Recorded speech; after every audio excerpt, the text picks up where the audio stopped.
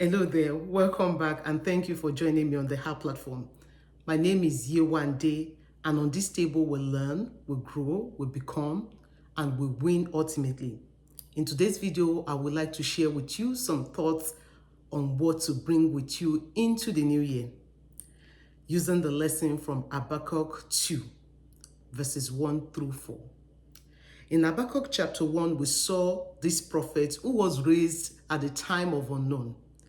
He was a prophet raised during the time that the Israelites were in exile. They were in a strange land. They were being treated like slaves, and God kept speaking because God is always talking. And God raised these prophets to speak to the people. First, in chapter 1, we saw him talk about holiness, that God is holy, that his eyes cannot behold iniquity. And then in chapter 2, we saw this man talk about how to interact with God. And the lessons from verses 1 through 4 has several action words that you can bring with you into the new year.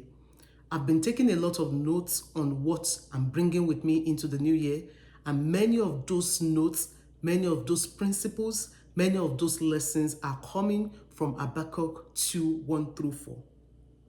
First, we saw this man describe God, and then he went into how to interact with God. In verses 1, Habakkuk 2, it reads, I will stand upon my watch and set me upon the tower, and I will watch to see what he will say unto me, and what I shall answer when I'm reproved. And the Lord answered me and said, write the vision and make it plain upon tables, that he may run that readeth it. Write the vision, make it plain upon the table, that he may run that reads it. For the vision is yet for an appointed time, but at the end it shall speak and not lie. Though it tarry, wait for it, because it will surely come, it will not tarry. Behold, his soul which is lifted up is not upright in him, but the just shall live by faith. Everything is in this Habakkuk 2, 1 through 4 are what I'm going to leverage on the power that I think you should bring with you into the new year. We saw Habakkuk start with, I will stand. He didn't say, we will stand. Habakkuk didn't say, my prophet will stand, or my pastor will stand, or my parent will stand, or my sibling will stand. Habakkuk said, I will stand. The first power that I want you to know that you need to bring with you into the new year is the power of your individual, the power of I. You know, sometimes when people describe people that use I a lot, they said people that use I a lot are proud, they're arrogant. But in your individual is where you will find yourself. God relates with us as individual. There's no community when it comes to our relationship with God. We go to church, that's a community. We interact with family, those are community. But when it comes to relationship with God, we are individual. Where at the end of our life, we are individual. At the beginning of our life, we are individual. We saw that in that Genesis 1, God embraced his own individual.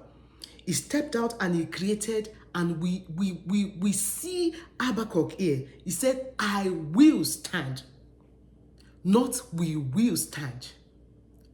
The first power that you want to bring with you into the new year is the power of your individual. What you can do through God that strengthens you. What you can go, how far you can go through God that energizes you. The wisdom that you have within you when you leverage the intelligence of the Holy Spirit. The power of your individual. The power of your individual. At several times, we know that there is intelligence in men, there is power in community, but you want to also understand that the power of your individual is also very key to whatever success that you're going to have even in the new year. The discipline of others is not going to help you. The diligence of others will not take you far. The courage of others will not take you far. You have to have clarity for yourself. You need to find courage within you before any other person brings you courage. You need to be confident in your own self before any other person can motivate you. The power of your individual is very, very important. Whatever you are planning to do in the new year, first you want to think about, what am I bringing to the table? What am I doing around that goal? What am I doing around that vision?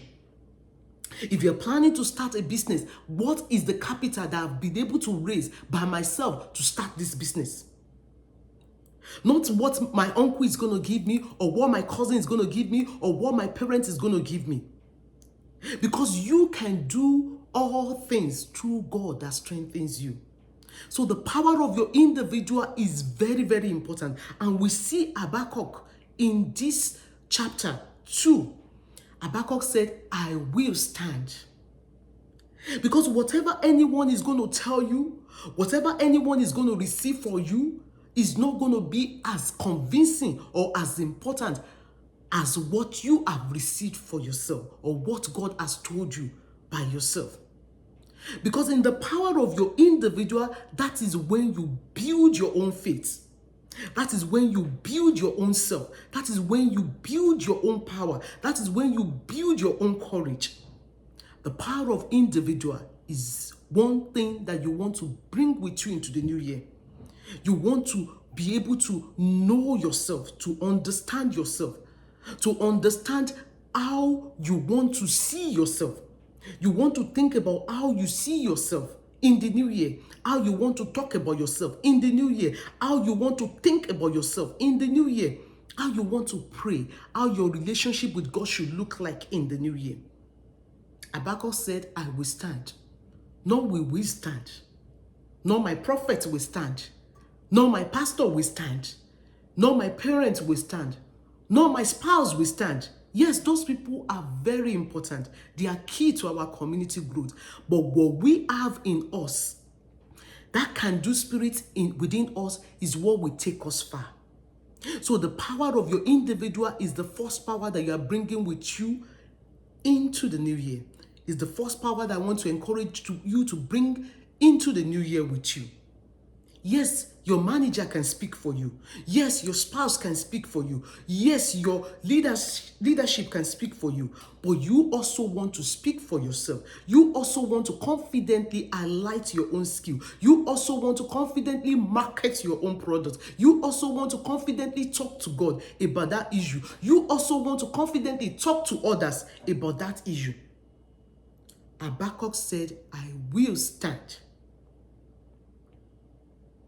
And then when you find yourself, when you have been able to identify that individual, there are several other powers that I'm going to encourage you to bring with you into the new year. The first power is the power of planning. Everything that I'm going to be laying out is coming from this Habakkuk chapter 2, 1 through 4. And I'm going to be picking them from different angles. The power of planning. The power of planning is a key power because it leverages not only your discipline, it also leverages your focus. The power of planning. Whatever you have decided to become, remember we started with I, the power of your individual, what you desire to become in the new year. And that individual is going to inform your goal. Your goal is your mission, what you intend to achieve, what you intend to derive. And the power of planning is how you now break down those goals into several steps. For instance, if I'm trying to start a business, part of what I want to be doing within that business is creating a business plan, creating a business logo, looking for where the resources is going to come from. How do I need to market it? Do I need to form some partnership? Where are those partnerships going to come from? And those planning is making sure you break down those goals into multiple steps. And once you break them into multiple steps, within each of those steps, there are going to be multiple actions. Within each step, there are going to be multiple actions that will not only leverage your own action, but will also leverage the actions of others, depending on how big your goal is. And when you plan it and you sit down and you plan it on paper, it allows you to begin to think about the little details within that plan. I already talked on this table about consistency, and I said consistency pays attention to the detail. You want to understand the process. If you are thinking of going back to school in the following year, you want to understand the process for yourself. You want to be the one that is calling the school, that is packaging the application. Don't expect somebody to be front running your life. If you are going to be going to school next year, you want to be thinking about what schools am I going to be applying to? What are the requirements for the application? What are the things I need to put in place before the deadline? And you want to sit down and plan the little details within that process. That is planning. Planning is not something that you just think only in your head. It's like you're designing the whole template. You're designing the whole process. You're sitting down, you're putting the whole process down. Don't expect somebody to plan your life for you. It is your life. Yes, our God is the ultimate planner, but He's going to give you a template. God already has given you an idea of what He wants you to do, and your own responsibility is to sit down, to put it on paper, and to see how you're going to run with it. Because when people who have been sent to help you, when they see the amount of effort and the diligence that you have put into your own desire, into your own vision, into your own passion, they are more willing to help you and to support that goal and to support that vision and to support that business and to invest into that idea. Because the signal that you give to your helper is your diligence in your own goal and desire. So, the power of your individual start form, the power of your planning. You plan your finances. You plan your health. You plan your social media engagement. You plan your communication. Those things that are taking so much of your time, those things that are causing distraction, you want to plan around that. How much time am I going to be spending on social media? How much time am I going to be investing on YouTube? How much time am I going to be spending on Instagram? You want to plan around your time. You want to plan around your finances. You want to plan your treasures. You want to plan your communication. You don't want to wake up and the whole thing that you spend your time doing is responding to mails and responding to other people's needs. You want to sit down and plan your day. So you want to first start to plan you might not have a big idea. It doesn't have to be a big vision.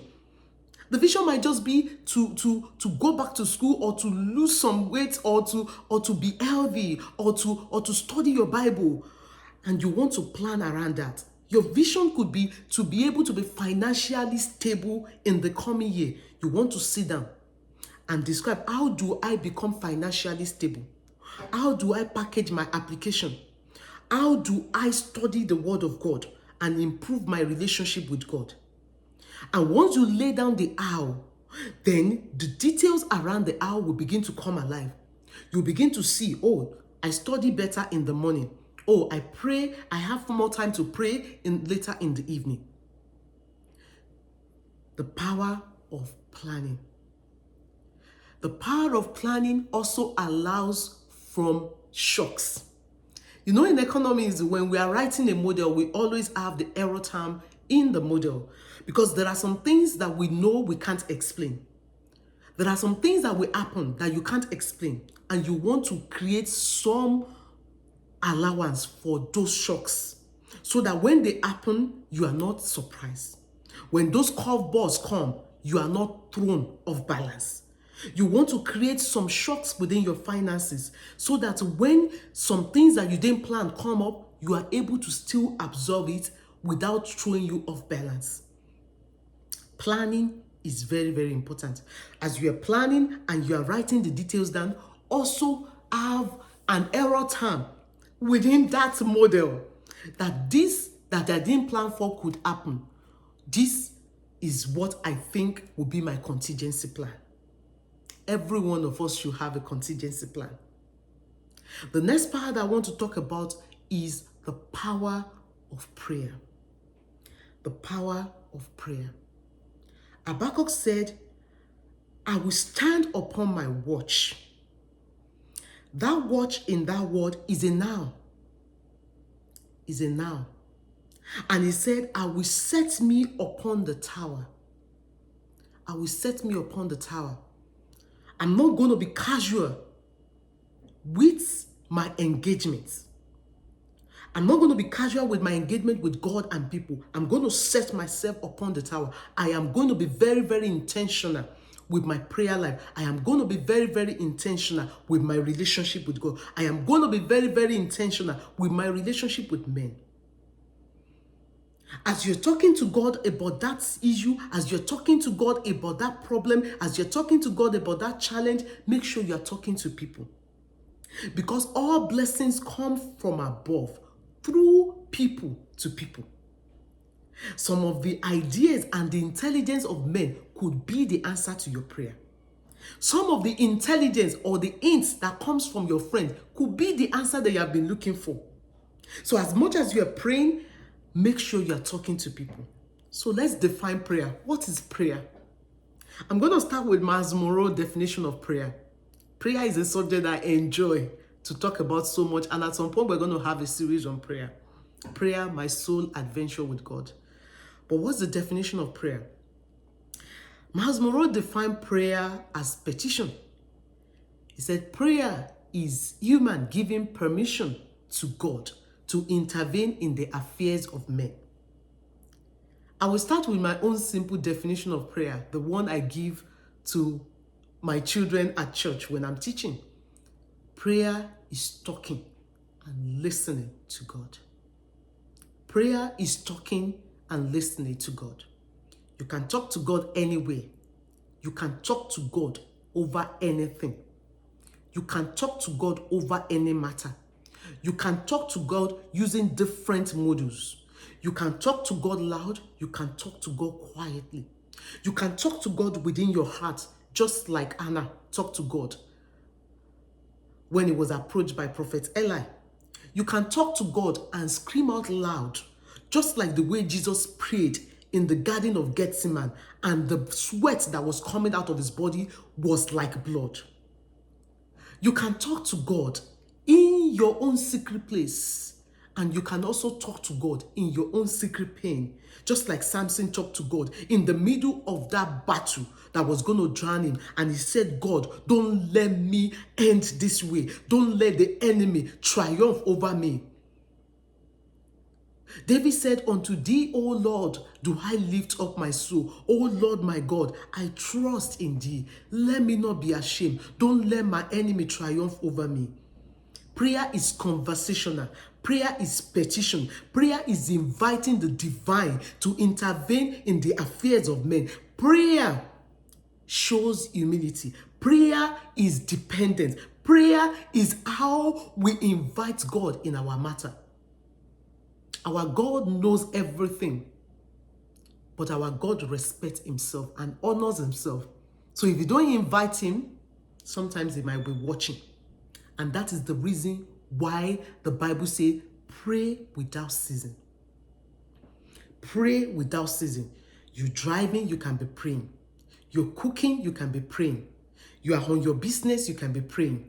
You're at your workplace, you can be praying. When you start working, you can be praying. When you start that meeting, you can say a word of prayer in your heart.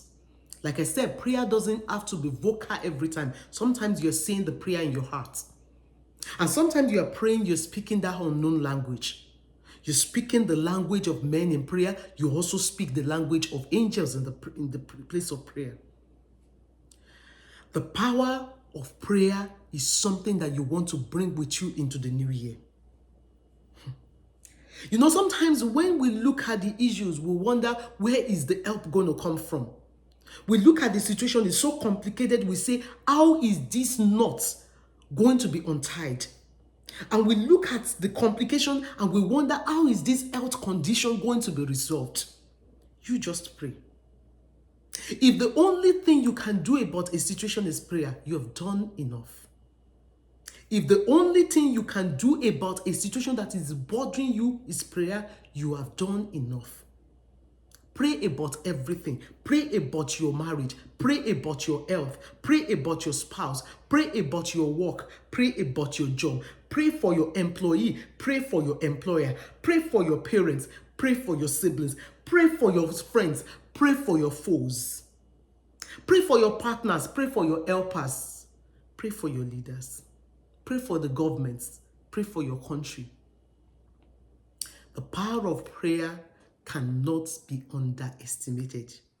Because if the only thing you can do over that situation is pray, you've done enough. The Bible says the effectual fervent prayer of the righteous availeth more. When you continually talk about that thing, you're not talking because you are in doubt, but you are pushing forward that power of prayer. You are pushing it forward. Because prayer is dynamic. As you pray about it, then the Holy Spirit will give you another insight on how to pray about it, or a different dimension to pray about it. And because you are praying about it over and over, you are praying using different dimensions, the victory is coming closer and closer. The dynamic power of prayer. That was what we saw with Elijah when he was on Mount Carmel. And it was on Mount Carmel, and there was fruitlessness in the land because there has been no rain.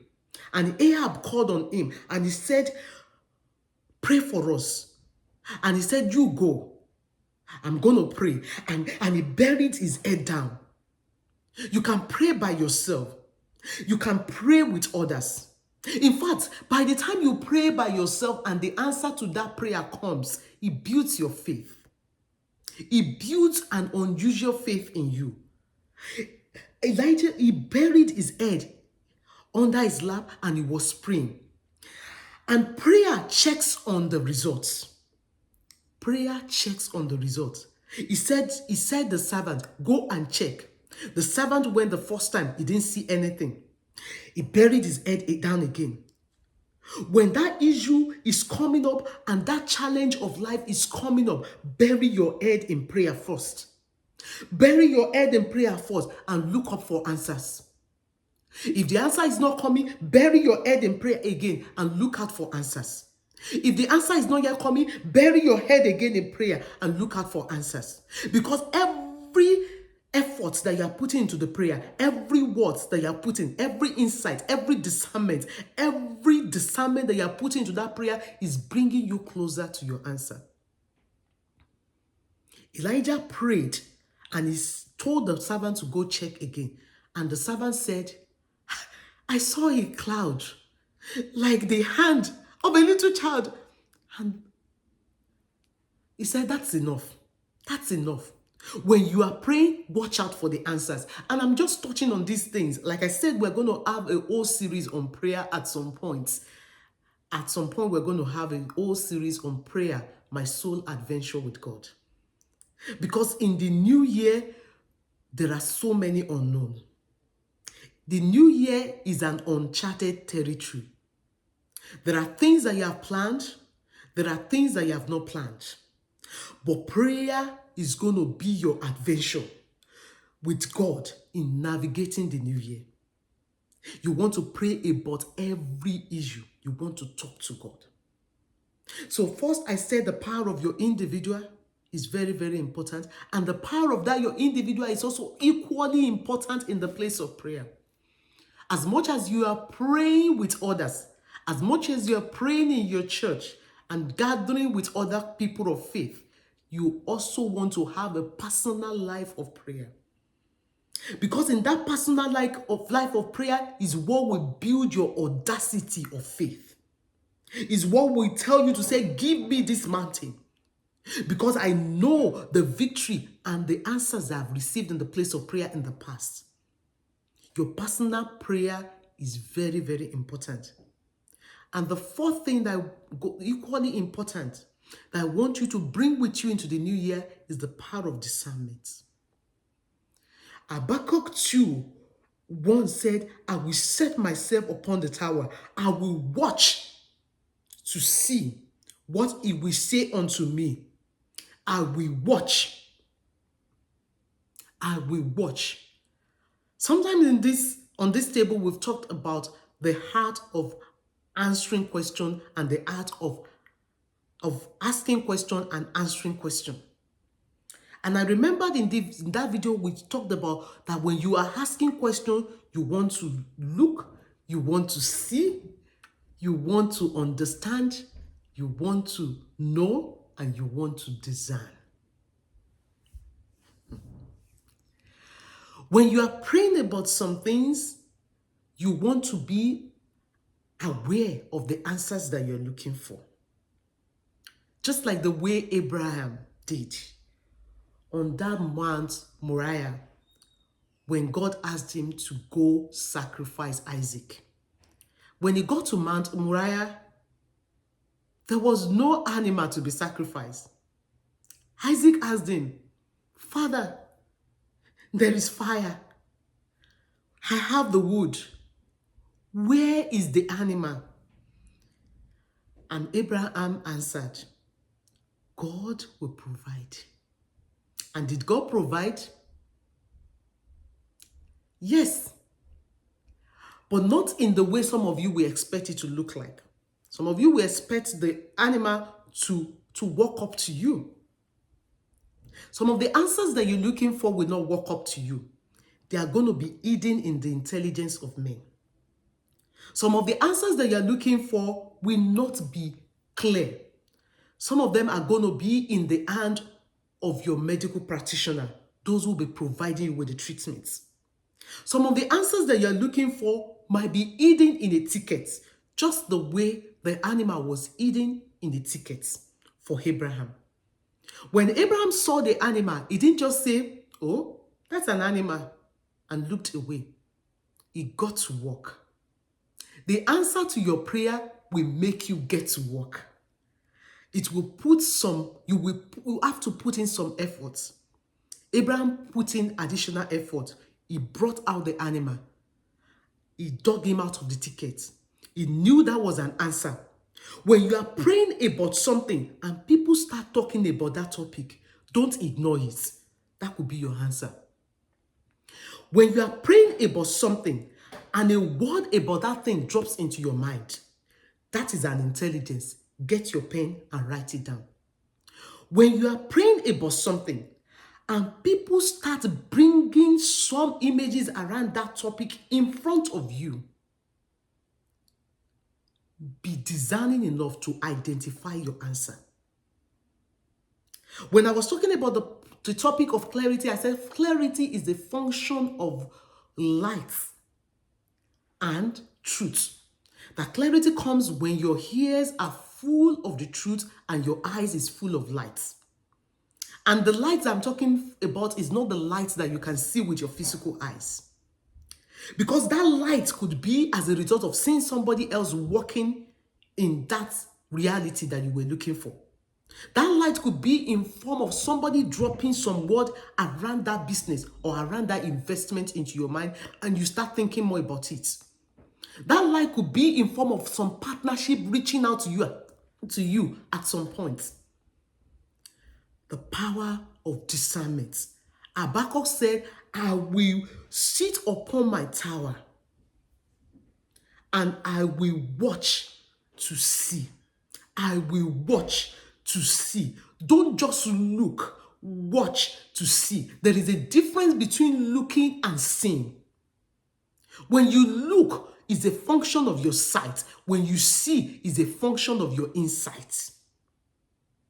When you look, you see what is in the physical. When you see what is hidden from men. Habakkuk said, I will sit upon the tower. I will watch to see. When you are praying about something, sit and watch. The Bible says, watch and pray. Watch and pray.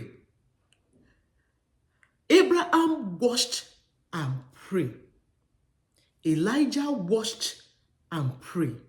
In the new year, you watch and pray. As you are praying, Be discerning enough to identify the answers that you're looking for. When you are praying about something and people start dropping topics or words around that thing around you, don't ignore it. Pay attention. Ask question. Answer question. Write the details down. Plan around it. Ask people to mentor you. Ask people for further questions.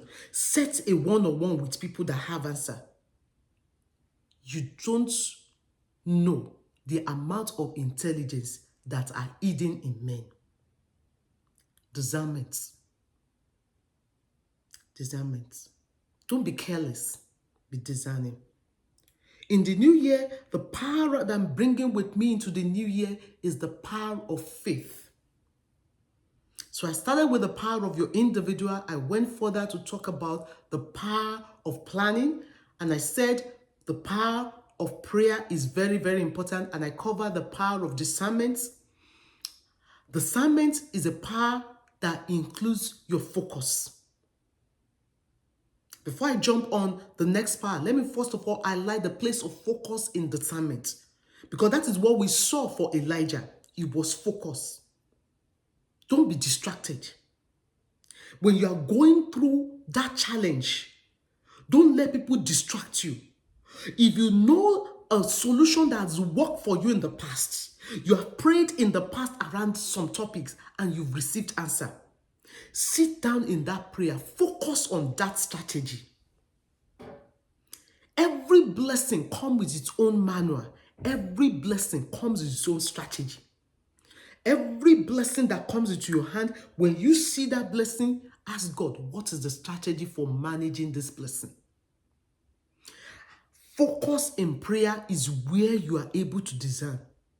There are things when it comes to our relationship with God that you cannot rush. You cannot rush it. The power of focus is very, very important. It energizes your discernment. It informs your clarity. The power of focus informs your clarity. It energizes your discernment. The power of focus helps you to see clearly. Now let's talk about faith. The power of faith. Faith. Some would say faith is belief in God. Let's go back to that Abraham. He showed us the template of faith. The Bible made us understand that Abraham was told by God to leave his father's house and to go to an unknown land. And God told him that in that land, he was going to make him great. And what did he do? He took his wife, he took Lot, his cousin, and he traveled. And he kept going.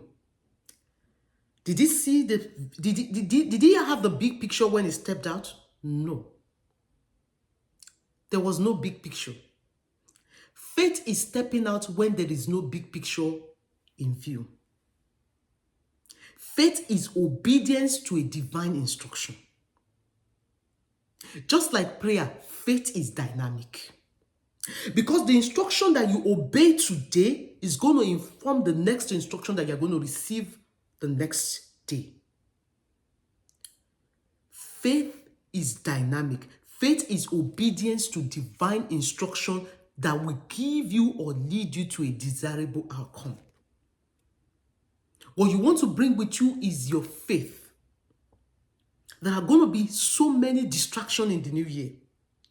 There are so many things that will want to shift your focus from your God to make you turn away and look into some other alternative and look into some other route.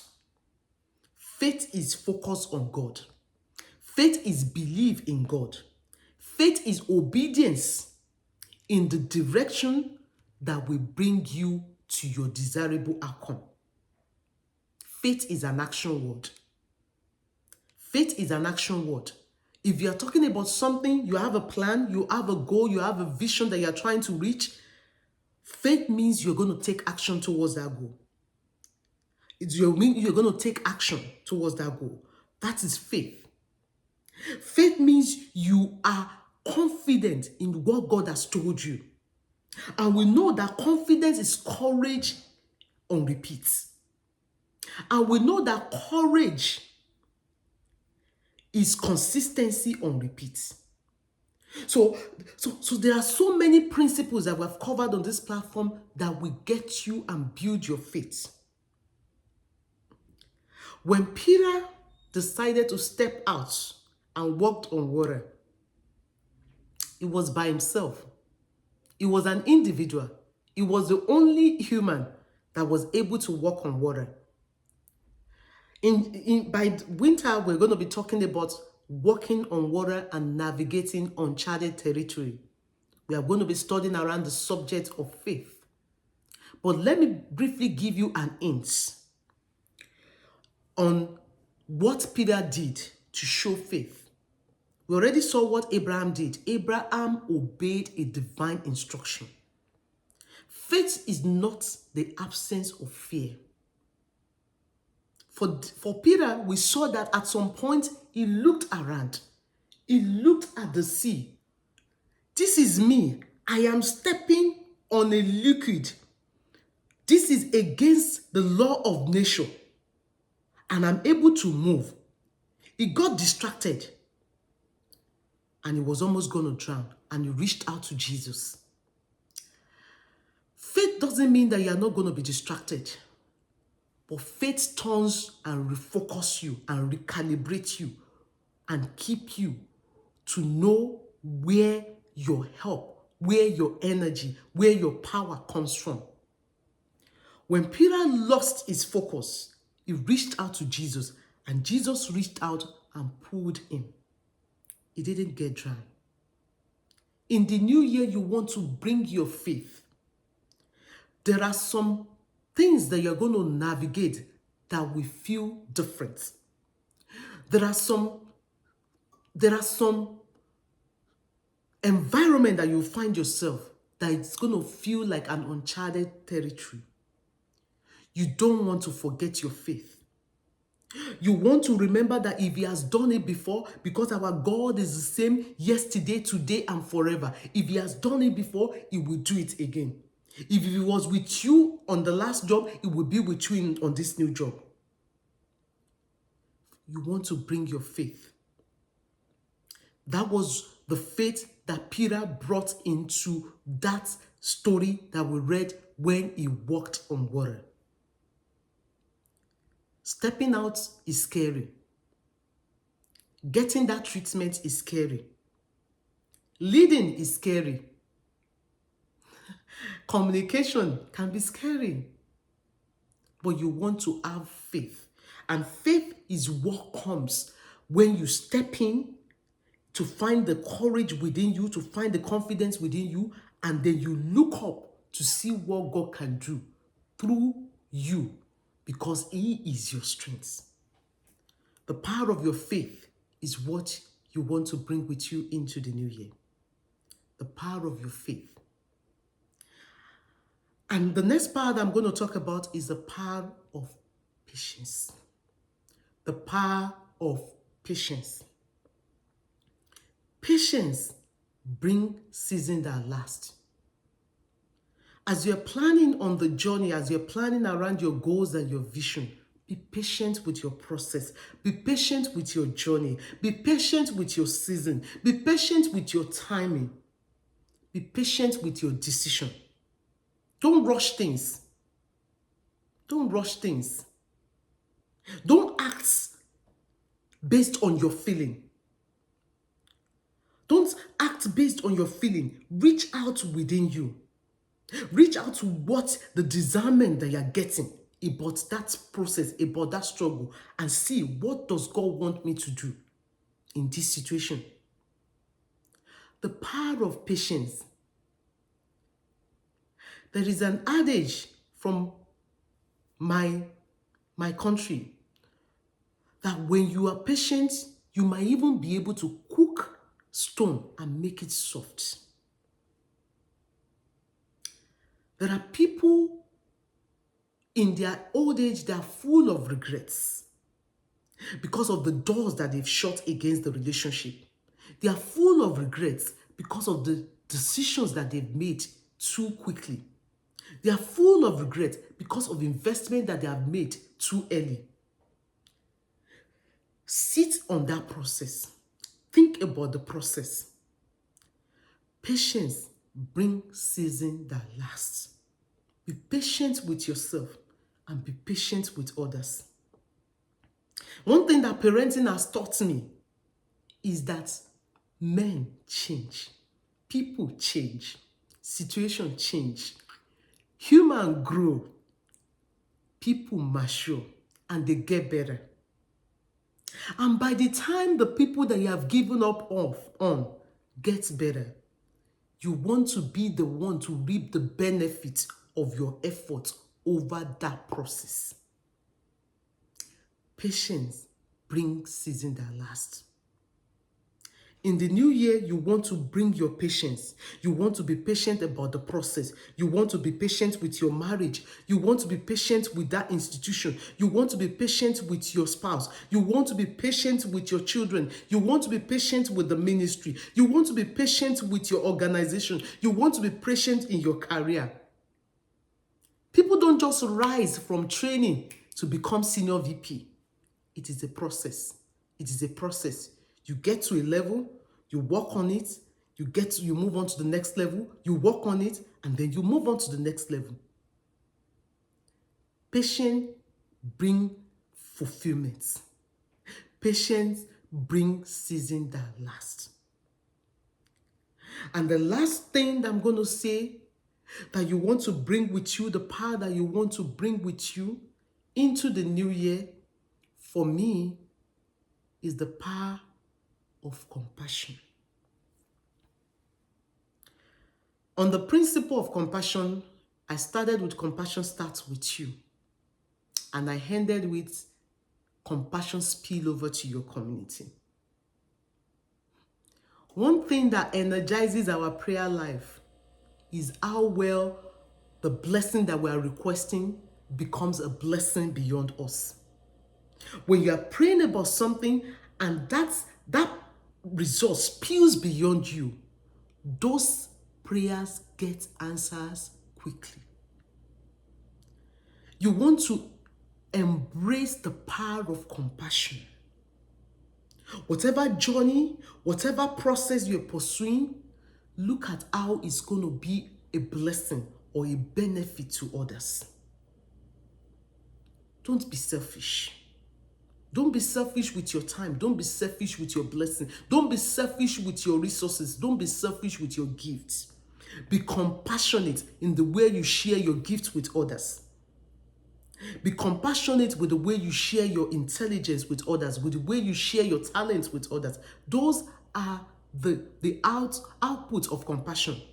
In the way you share your gifts, in the way you serve, those are outputs of compassion. And you want to embrace that. I know you've served in the time past and people didn't reward you accordingly. But remember that when you serve compassionately, there is a God in heaven who is in charge of the affair of men. And that God knows how to reward people accordingly. In the new year, you want to embrace your compassion in your service. In the way you serve, make sure you are excellent with the way you serve. Either in your service on your job, in your service at your workplace, in your service in your ministry, in your service in your home, in your service at your church. Make sure you are excellent at it. Serve like a businessman. Serve like somebody who has an hidden agenda. Serve with the whole of your heart. Be compassionate in your service. Be compassionate in speaking for men. Be compassionate in speaking for other people whose voice is not on the table or whose voice is not in the room. Be compassionate in promoting others. In promoting others. Bring your compassion. Because within that your compassion, you will find your own fulfillment. Within that your compassion, you will find your balance. And within that your compassion, you will find your own purpose. And the last thing that I want you to bring into the new year is the power of purpose. The power of purpose. Whatever you're doing in the new year, ask yourself, why am I doing this? Let there be an intention for everything you're doing. Let there be an intention. Why am I serving? Why am I giving? Why am I talking? Why am I not talking? Why am I silent? Why am I on YouTube? Why am I sharing? Why am I teaching? Why am I leading? Why am I following? Why am I promoting? Understand why you're doing something. Let there be an intention. Be intentional with your growth. Be intentional with your development. Be intentional with your career development. Set goals that fit into your purpose. The power of purpose is very, very important. It is about your why. It is about your growth. It is about where you are going. Whatever you are doing that is not going in the direction of your purpose is a distraction. Whatever service you are rendering that is not going in the direction of your purpose is a waste of time. Everything you want to be putting your mind into the new year, ask yourself, why am I into this? Why am I doing this? Why am I saying this? Why am I engaging with this? Be very, very intentional with the way you spend your time. Be very, very intentional with the way you spend your treasure, with the way you spend your gift, with the way you spend your talent, with the way you spend your treasure, with the way you spend your tongue, with the way you spend your time. Be very, very intentional with the way you spend your honor. Honor is the currency. You want to spend it well. And one way to spend our currency of honor is the way we talk about people. And you want to be very, very intentional with the way you talk about people, with the way you talk about yourself. Intentionality is about purpose. And in the new year, you want to bring with you the power of your purpose. I want you to know that everything that I've covered here are what resonates with me. And I know some of you also have some other power that resonate with you. Feel free to drop those in the comments. Habakkuk 2:1-2. I will stand upon my watch and set me upon the tower and will watch to see what he will say unto me and what I shall answer him when he reproves me. And the Lord answered me and said, write the vision and make it plain upon tables, that they may run. People are going to be part of your journey in the new year. All the power that you're bringing with you, make sure you share it with the people that will be part of your journey. Tell them your vision for the new year. If you are working on staying quiet more, share it with some of your friends. Share it with share it with your spouse. Share it with your friends. Have some accountability partners. Write this power that you're bringing with you into the new year down.